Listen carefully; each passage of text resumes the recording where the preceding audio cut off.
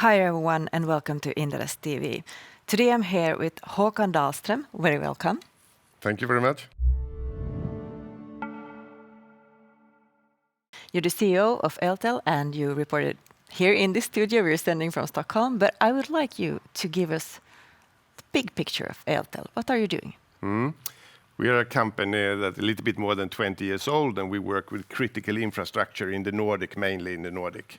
And this is about the electrification and the digitalization of the society. And we help companies and infrastructure owners to get this infrastructure into place. And then over time, we also take care of it for them. And this is doing two core businesses, this power and communication. So could you open up that a bit as well? Yeah, we work with, as you mentioned, communication. That is mainly fiber today and also the 5G rollout in the mobile domain. So a lot of fiber infrastructure and mobile network. And in the energy sector, we do things like overhead line that can be 400,000 volt overhead lines or a substation or a distribution network in the energy sector. And this is things that we have more than 20 years experience of.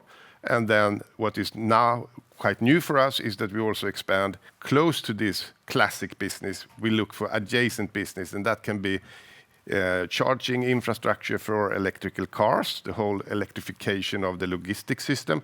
It can be green energy like wind power. It can be solar parks, but also that it comes more and more need of private 5G solutions indoor or in a factory.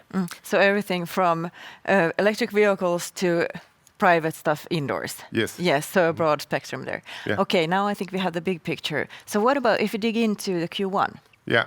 What were the highlights?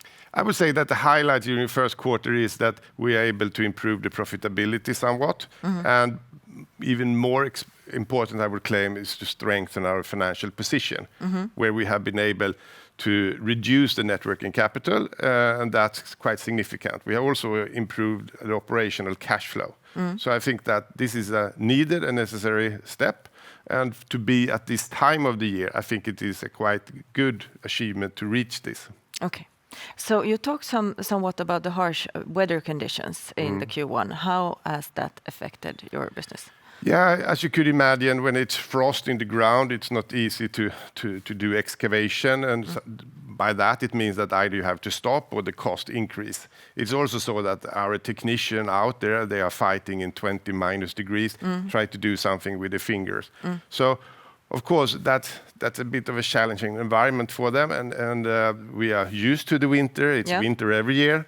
But this time it came a little bit hard on us, a little bit early, and then it has gone in waves. But yeah, we have had some impact of this, but I wouldn't sort of say that this is more significant more than that it normally is. Yeah. What about the strikes in Finland? Yes, we have been a bit impacted, but not so much. We have had material that have been sort of impossible to get out of the harbor. Yeah. This has been material for our power business in Finland, and that have led to like 3 to 4 weeks delay for us. Yeah. But not so much that it is visible on the earnings, no. Okay, so minor. Very minor. Okay, yeah.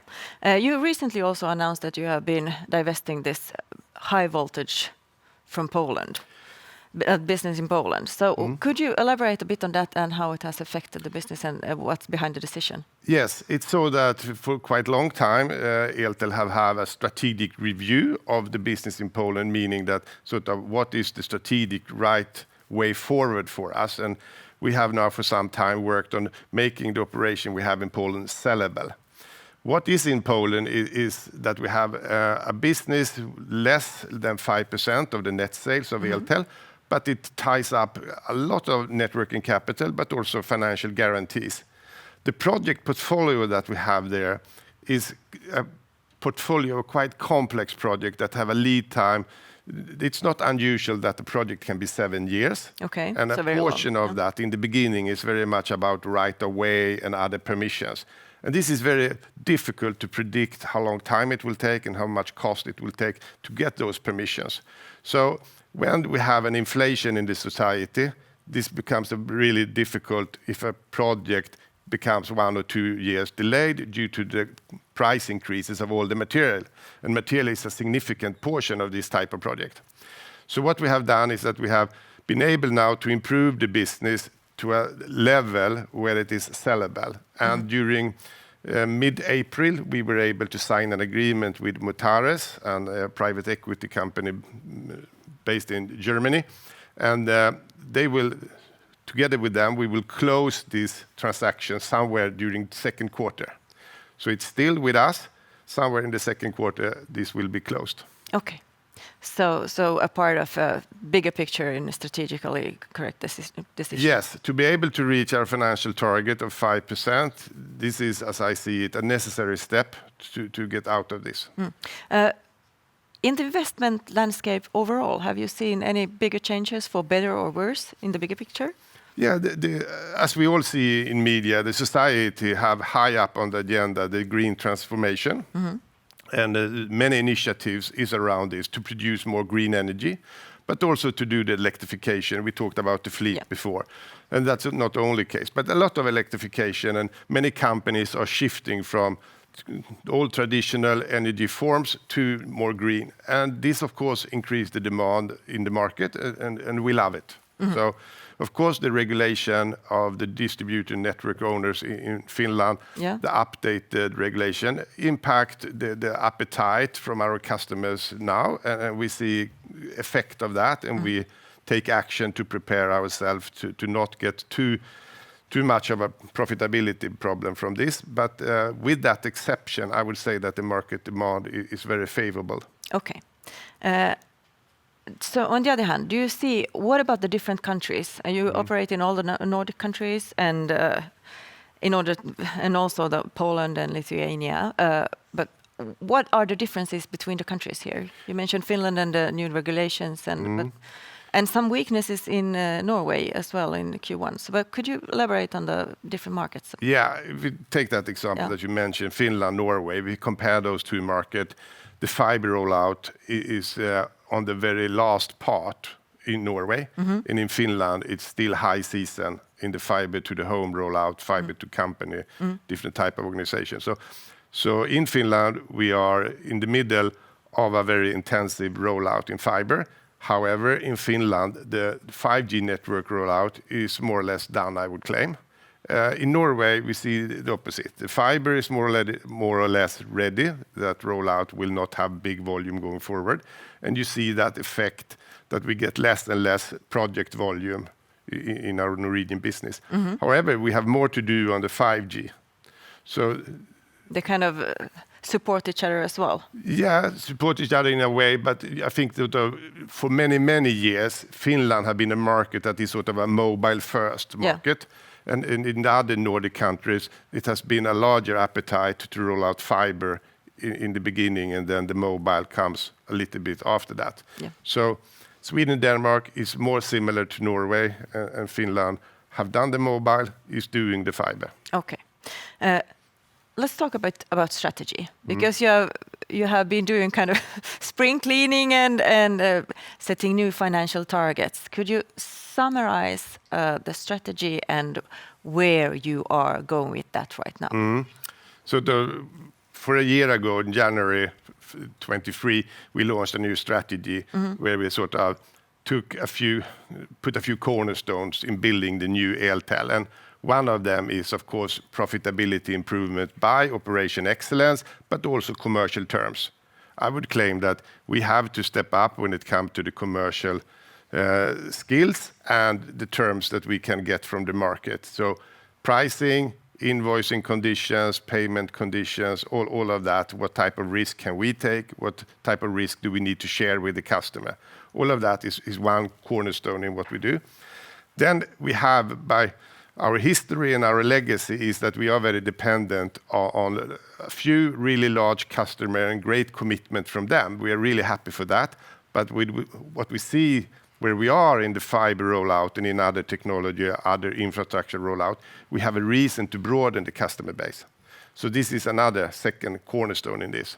And then with the capacity and the skills we have in the company, we can absolutely contribute to this transformation in the society when it comes to green energy, the electrification of logistic and different things, take the next step in the digitalization. So the digitalization is not done just because there is a fiber structure in the society.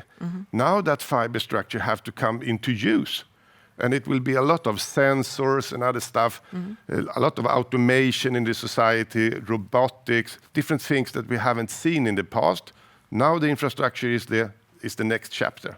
Also so in the energy side. So if I read you correctly, the focus is on the profitability and the possibilities to sell more to existing customers and to broaden the... Yes, and expand into adjacent like solar. For 2 years ago, we didn't talk about solar in Eltel, and I would claim not so many did that in the society at all. Yeah, so. Now we are having skills. We are able to build a really large solar park, utility scale. We can install battery and energy system for you. We can combine that with a wind park or other charging infrastructure. So a lot of new areas that is sort of a part of this strategy that we call new businesses. Yes. And then a little bit more traditional, classic telco energy, where we go towards a new customer segment that we call public infra. We see that the public sector is stepping up in the need and the demand of infrastructure, both on the energy side, but also on the communication side. Yeah, so a lot of possibilities, and it's all cooking down to the profitability. Yeah. So if for an example, you're aiming to reach a 5% EBITA margin at the end of 2025. Yep. Where are you now, and do you think how will you reach it? Yeah, it is about this strategy and those cornerstones. That is what will take us there. And it's not a walk in the park in any way. I don't claim that. But this is a target that the board and the management took like 2020, and we have it there. We will reach it. There's no sort of question about that. It's more like, so how? And that's why we have this strategy to guide us to reach that. So it's in the pipeline and still there. Yeah. Yes. So last question. What are the focus areas for Eltel this year? It's very much about this commercial dimension in all our existing business and be able to increase our operation excellence, but also then win new contract in what we call adjacent business. But we also have to improve the customer base so that we are a bit broader and more robust going forward. Yes. Excellent words to end with there. Thank you so much for coming. Thank you, Isa.